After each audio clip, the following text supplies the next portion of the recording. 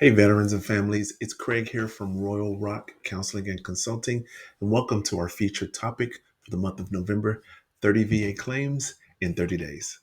And make sure to mark your calendars because on November the 11th, I'm going live right here on this channel to answer frequently asked questions about VA claims and conditions across the web. To make sure you're fully equipped, I'm going to offer two resources that I use with veterans every day. The first resource that I'm going to offer is the three-stage VA claim playbook, your step-by-step guide to understanding, organizing, and strengthening your claim. The second resource I'm offering for free is the Mental Status Examination Assessment Decision Tree. This tool is a simple but powerful tool to help you understand how mental health evaluations impact your claim.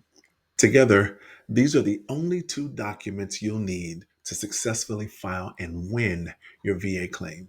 So hit that subscribe button, tap the notification bell, and don't miss a single day of this series. Now, let me remind you that the content in this series is for educational purposes only. It's not intended for legal, clinical, or medical advice, and there's no therapist or client relationship established. Royal Rock Counseling and Consulting LLC is not a VA accredited agent, attorney, or Veterans Service Organization, and it's not affiliated with the Department of Veterans Affairs.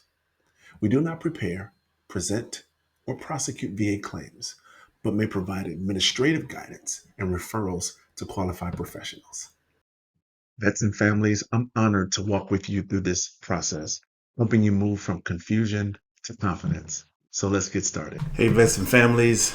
Today we are going to talk about the condition system and name for the general rating formula for diseases and injuries of the spine.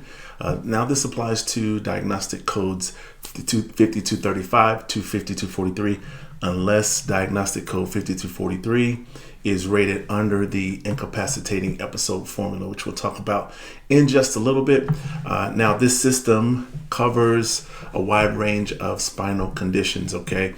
Covers vertebral fractures, sacroiliac injury, cervical or lumbosacral strain, spinal stenosis, spondylolisthesis is what it covers, ankylosing spondylitis, spinal fusions, and degenerative disc and joint diseases. Now, it's important to distinguish those out from some of the conditions of the back because the spinal cord is a little different. There are some other things to consider when thinking about the spinal cord. So those are the wide range of systems that it covers, wide range of spinal conditions that it covers.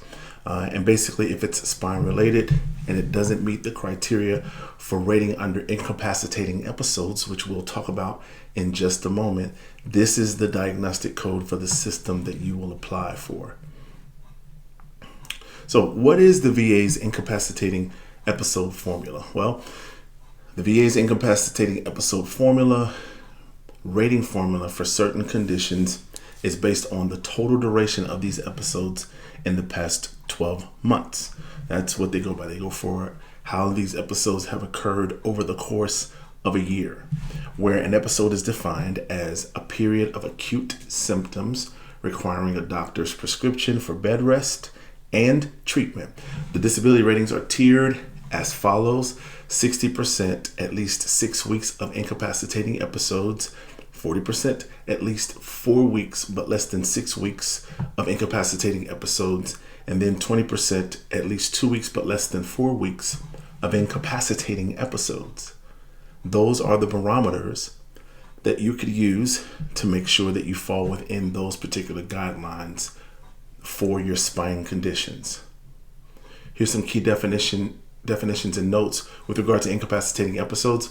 An incapacitating episode is a period of acute symptoms that is severe enough to require prescribed bed rest and treatment by a physician or other healthcare provider. Now, guys, these terms are hugely important to make sure that you understand, okay? Specific terms like bed rest, requiring bed rest, severity, frequency. Have to know and understand these terms for when you submit your claims.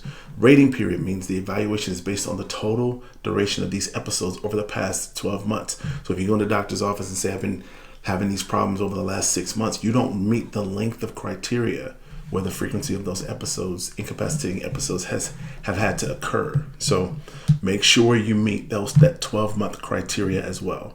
Alternative evaluation: for some conditions, the VA may evaluate based on the more favorable result of either the incapacitating episodes formula or another rating criteria like visual impairment, whichever results in a higher evaluation. So they're going to take the incapacitating episodes formula, or they may take another rating. For example, 5243, if you fall into one of that category, then they may take that rating and say, well, this is the higher rating, so this is how we are going to treat this particular episode. So want to make sure that you continue to keep that in mind and make sure that you are falling under those guidelines. Oftentimes veterans want to fall under those guidelines, but when they look at the medical records, that's not what's happening. You don't want to be in that category. So let's look at how the VA considers it on the rating scale. The VA rates spinal conditions primarily based on how much your movement is limited, especially flexion, and whether there's ankylosis, which is a stiff or fused spine segment. 100% is unfavorable ankylosis of the entire spine. 50% is unfavorable ankylosis of thoracolumbar spine. 40% is forward flexion of thoracolumbar spine, less than or greater than 30 degrees, or favorable ankylosis. 30% is forward flexion of cervical spine, less than or equal to 15 degrees, or favorable ankylosis. And we talked about what ankylosis was when we were doing our range of movements with regard to hips and shoulders. We know what ankylosis is from there. Okay, so if you want a little bit more about what that is, go back to those videos and study them, or you could just look at this one as well, or hit 38 CFR Part 3, and you will find the specific spine conditions and what ankylosis means with regard to that. 20% moderate limitation or abnormal gait, contour due to muscle spasm. 10% mild limitation or localized tenderness. Do you notice here in the VA's rating scale how everything seems to be sort of on a ladder in a lot of ways? You know how the things are sort of on a ladder, meaning they go by specific percentages based on what's actually happening. You'll notice that with all of the VA ratings, specific things based on what's actually happening. And you have to pay attention to each category at each level. That's the only way you're going to be able to successfully and favorably submit your claim. Neurologic issues like bladder or bowel impairment are rated separately. So if you have nerve-related problems, they can increase your total combined rating. Remember, the nerves, the spine, those things are connected. So if you have something different with regard to bladder or bowel impairment, you can get a separate rating for those conditions. Here's a case law example. And our disclaimer on case law examples is make sure that the case law example that you are using fits your own unique specific case. And we said that over and over and over again on this channel because we want you to understand the importance of it. Hang on, let me get a sip of water. When you say all these big words, sometimes your mouth gets dry. All right. So in this particular case, which was citation number 0729667, September 20th, 2007, a veteran was awarded 40% for lumbar spine condition due to flexion limited to 30 degrees by pain. Remember, flexion, range of motion.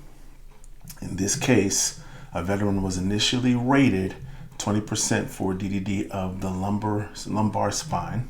However, the board increased it to 40% after a VA exam showed that pain began at 30 degrees of forward flexion. There was no ankylosis or significant neurologic deficit, but the limitation due to pain met the threshold for 40%. This shows how pain that limits motion, even without fused segments, meaning like frozen shoulder, frozen hip, those kinds of things, even without it being fused. And that's the same thing with the spine. If you don't have frozen spine where it's fused movements, you can still push your rating higher based on these case law examples. And you would only push that case law if you find yourself maybe at a higher level review, or you find yourself at the Board of Veterans Appeals.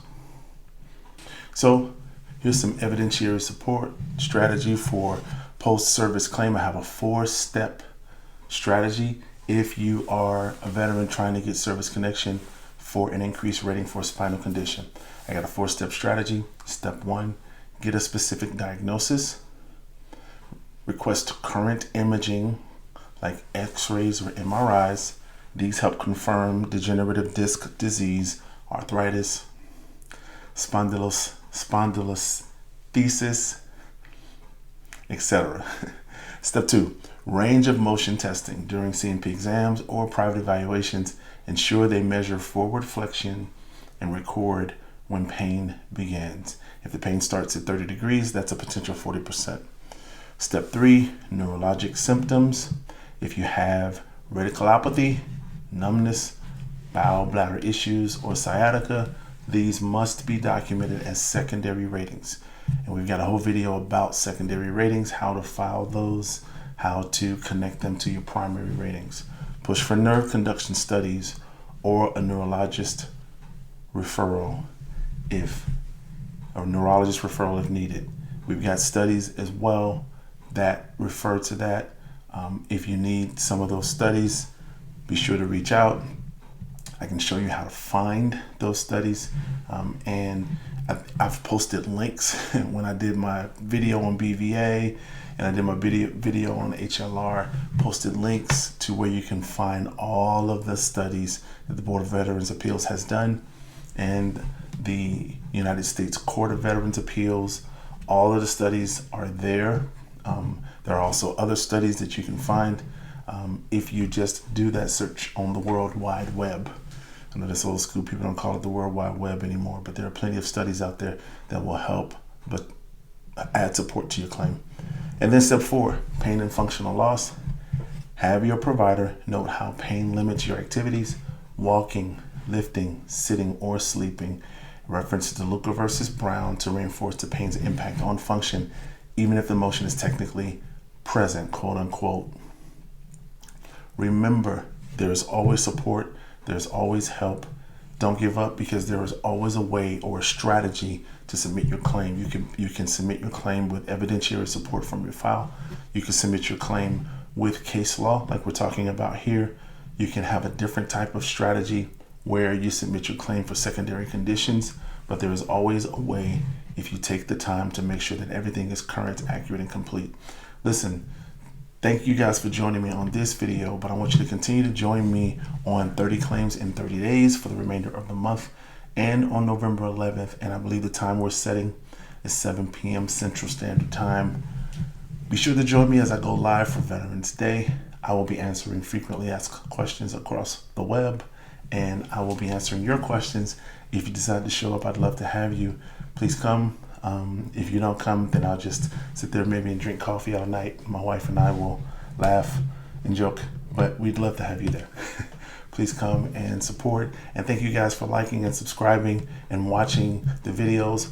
Please like, subscribe, share this video with other veterans who may need this information, because we want to help all veterans live royally and live well.